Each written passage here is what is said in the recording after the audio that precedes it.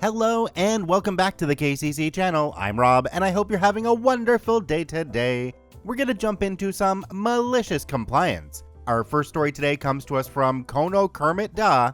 My boss told me to find another job, so I did, right when they needed me the most. Let's jump right in. Earlier today, I was reading a story about a crappy manager that bullied someone into quitting their job. I decided to share a similar experience. Back when I was still working in HR, I got a great job offer. This was a publicly funded company with a huge cultural impact, really the definition of an institution. Everyone who learned I worked there couldn't help but to feel slightly amazed at the discovery. Some people even rudely implying I had friends in the right places. Never mind, I was a recently graduated clueless young man with nothing to my name. This was my first real job too, not counting internships or smaller summer jobs. As such, I really tried my best to be helpful and kind to everyone on my first year there, and maybe that's why I became a target. After I secured a permanent contract with them, with incredibly crappy pay and no benefits at all, I might add, one particular coworker got pretty salty about my position in the office. Although, for all intents and purposes, I was still beneath pretty much everyone there. This culminated in getting a call from this person 30 minutes after I had left work asking about a pile of papers she couldn't find. I remembered I had actually kept those papers on my desk and tell her to look there. I apologized profusely and ask her if she wants me to go back to help her deal with it. She simply says no and that everything is alright. Now, this was the type of coworker that always did the bare minimum and still whined about it at every chance she had. I never thought much of it. After all, she was a mom, and as such, she probably was pretty tired all the time. But I never thought she would turn on me because she had to stay at work for 30 more minutes looking for a pile of papers. Half the time, I would have to stay 1 or 2 hours after work to deal with my workload, so I thought it was no big deal. The next day, I again apologized to my coworker, but immediately noticed something wasn't quite right about the way she was acting with me. Throughout the day, I noticed her going out of the office with coworkers, sending them messages, and letting out these poisonous little laughs to herself every time I opened my mouth to say anything. From that day on, this was one of the people that decided to make my life a living hell. I made some friends in this place too. Some of them became really great friends that I still hang out and treasure to this day, but for the most part, it was an absolute hellhole. Here are some of the things that I experienced over my 3-year stay. Got one of the most important people in the company publicly shaming me for participating in an interview wearing sneakers. Keep in mind that no dress code was defined for interview or any other corporate event, and I always had worn sneakers. A sadistic manager who, on good days, would talk crap about everyone she had to work with, and on bad days would downright bully and verbally assault me in front of other coworkers. A coworker who would often raise rumors about me based on nothing, the same who turned on me because of 30 extra minutes on the job. A coworker who, for no good reason, sprayed me and my friends with a fire extinguisher, and HR who refused to do anything about it, etc. I don't pretend that I was the perfect worker. I mean, it was my first job. I made a ton of mistakes, and probably pissed a lot of people off, but I'd be hard-pressed to find anyone who could deal with this toxic workplace and keep their mental stability. All of this pushed me to a point of near nervous breakdown, and one day I just couldn't take it anymore. It's a day just as any other. At some point after lunch, I come back into the office to find my coworker sitting at her desk all by herself. Weird, I thought. She usually came back from lunch way after I did.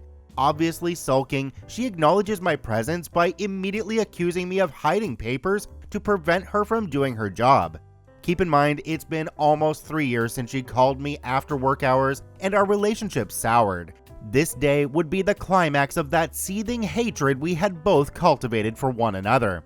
I shrug and tell her I have no idea what she's talking about, never seen such papers, and certainly have nothing to do with the situation. I sit down, also pissed now, but ready to move on and not waste any more time on this subject. My manager comes in and notices something has happened. The tension is palpable. Before she has the chance to ask what's up, my coworker pipes up. Well, you see, what's happening is that Kono Kermit Da is a liar. What? In all of my 3 years there, I never raised my voice, never talked back. never shown a hint of defiance until that very effing moment. I can't deal with anyone calling me a liar. It's one of those things that makes me go absolutely insane with rage. I immediately cut her off and tell her how much of a toxic bee she is. I wasn't nice or even professional about it, and I really don't regret it. I didn't use any swear words, but I was definitely very personal about the way I responded. I can see their surprise. They never thought I would fight back. They expected me to take it and shut up forever. Things go downhill from here for me. My bee of a coworker gets transferred somewhere else, but I'm told I have to undergo behavioral training. For the first time in years, I'm not talking crap, and I let my manager know I'm not interested. I had been humiliated for 3 years and finally stood up for myself. I wasn't going to be punished for that. My boss calls me to her office, began asking weird questions like, "Are you happy here?" and "What do you want to do in the future?" I told her about my grievances and how toxic this work culture is. In no uncertain terms, she tells me, "You know, we have to renew your contract soon, but if you're not happy here, I would find a job somewhere else." What? I had given this company some of the best years of my youth. I worked for them day and night, going the extra mile, even when they didn't ask me to, for what amounted to be a little more than a minimum wage. Their payback? Punishing me for standing up for myself once. Well, the problem for them is I had been learning how to program while working. I would get off work late in the evening, go home, and drag my exhausted body to my laptop to study up to 4 or 5 hours of coding. I realized I really liked coding, like a lot. Unbeknownst to them, I had been taking small coding projects for no pay, as having other paid jobs was forbidden in this company, and soon I was thinking of launching a career as a web developer. My contract ended and I expected to receive a call in 1 or 2 weeks to come by and sign the new contract. This was the usual process for workers like me. Weeks go by and I honestly believe they've just decided to not hire me back. Didn't bother me, after all, I was already looking for a new job before my contract was even over. 3 months later, I get a call from my manager. "Hi Kono Kermit Da, how are you? Listen, we got your new contract here. Why don't you come by to sign it? If you sign it today, we can have you back by Monday." She goes on to tell me how much work there's been lately and how they really need me back ASAP. All the projects I had worked on were halted because no one else wanted to work on them. A quarter of a year after they dropped me with no word of hiring me back. At this point, however, I was getting plenty of interviews for IT companies who were genuinely interested in my skills and portfolio. Thank you, I'm not coming back. The silence on the other end of the call was so sweet. My manager asked me to pass by anyway. She would like a word with me, and I still had my personal belongings at my desk. I agreed, figuring this was the only chance I'd have to stick it back to them after 3 years of abuse. She sat me down with a disgustingly saccharine attitude that she would seldom display while I was working for them. The whole meeting was essentially a desperate attempt to bring me back into the company, and me refusing it at each turn. "That's okay," she said. "What are you gonna do then?" I told her I'd work as a programmer. My reply is met with laughter. I remain silent. "That's good," she continued. "I'm sure you can do it, but you know, I would seriously consider staying with us." I reiterate I'm not interested and even let her know I'm moving away in a couple of months. Again, she laughs at me. Apparently, my plans for the future were so extraordinarily out of my reach in her opinion that she just couldn't help but to laugh. Just a last little slap on my face. Finally, she asks, "Why would you want to leave us?" I shrugged, unable to contain my smile. "You people told me to get a job. If I wasn't happy here, I'm just following your suggestion." Much to my manager's chagrin, I did land a job in web development, and after I left this job because I wanted to immigrate, my employer liked my work so much he asked me to keep working for them remotely until I found another job in my destination. I've been working as a web developer for 3 years now, and every single day, I look back at my previous career and wipe the sweat off my forehead, knowing I dodged a lifetime of misery and abuse. As for my previous workplace, they're still going strong. After all, it is a huge institution, and my part in it wasn't that important, but my team was pretty badly hit. Without me, they couldn't perform interviews and keep some of their projects going for a couple of months, the whole thing was hot garbage until they unfortunately hired another clueless recent graduate. But honestly, knowing those people have to wake up and go to work in the hell they have personally created feels like enough of a punishment for me. Hope they find the inner peace they want so badly. Okay, is anyone else here still stuck on the fire extinguisher incident? I mean, that would burn. HR didn't do anything about it? It sounds like a really crappy company. Definitely was time to get out of there, and you're gonna make better money in the IT field anyway. Do me a quick favor, have a look down below the video. If that subscribe button's still red, it means you're not actually subscribed to the KCC channel. Please hit that subscribe button for more daily Reddit stories. Our next story today comes to us from Life at Moonlight. No OT allowed and constantly invade my personal time? Okie dokie. Let's jump right in. I still work for the same company, so I'll be semi-vague with the specifics. Years ago, I had a boss that was interesting. He was usually a decent guy to be around and was good at some of the particulars of the job, but when it came to the day-to-day stuff, he was just clueless and or admittedly didn't care about pitching in, since he knew everyone else could cover it.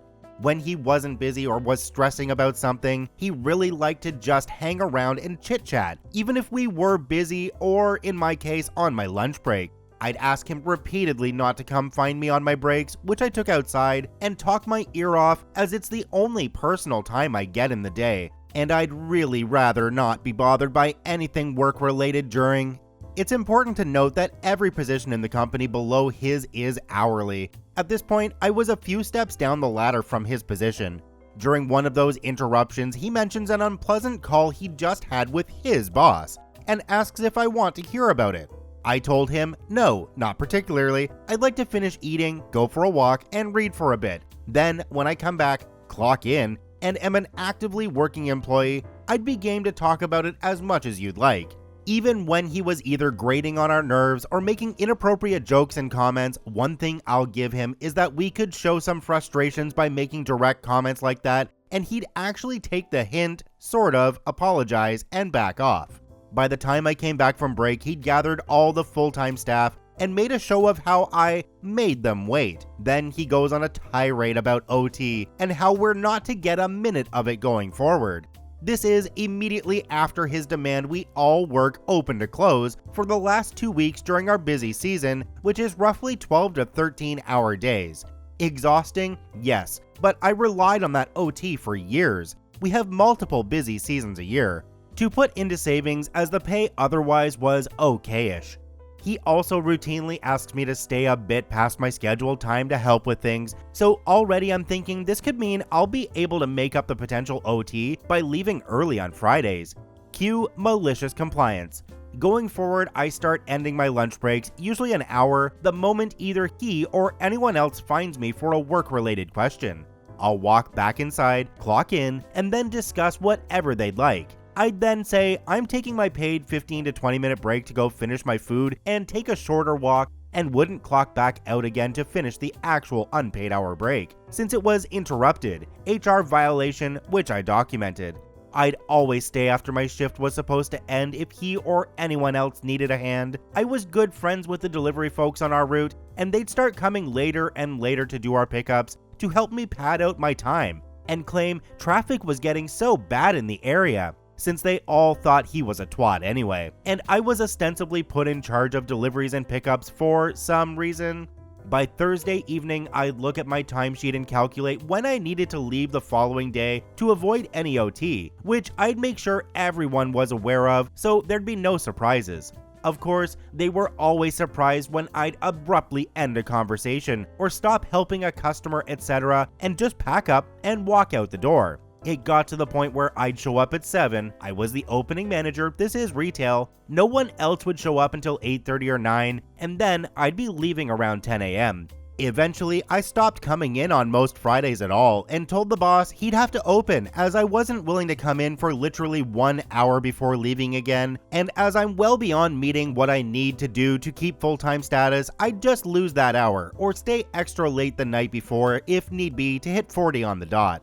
It got to a point where he initiated a conversation involving HR on my leaving so early on days we need OP and how I was abusing the system. when HR rep said this was a fairly serious allegation, and what I had to say in response, I pulled out my notebook with daily breakdowns showing what I actively did during chunks of time, including timestamps for beginning and interrupted lunch breaks, and the content of the interruption, extra projects put on me, and how that extended my day, etc. They looked it over for all of 3 to 4 minutes before sighing, handing it back, and telling me I could go. Ironically, right after the meeting ended, I had to rush to go clock out or I'd have been on OT and left.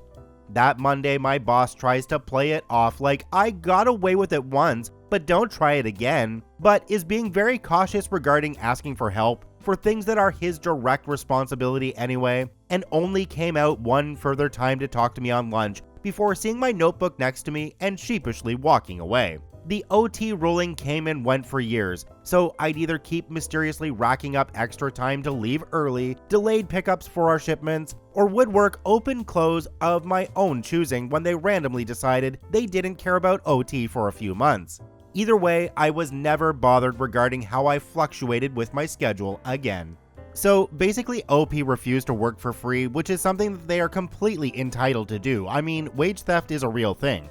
There's a lot of managers that just like accusing the lower down people of slacking off, and what do? They spend all their time just wandering around, gossiping, and being a time vampire. Thank you to both OPs for posting their stories in the Malicious Compliance subreddit. They are linked in the description down below. Please go check them out. Check out one of these other videos, and if you haven't yet, please hit that subscribe button for more daily Reddit stories.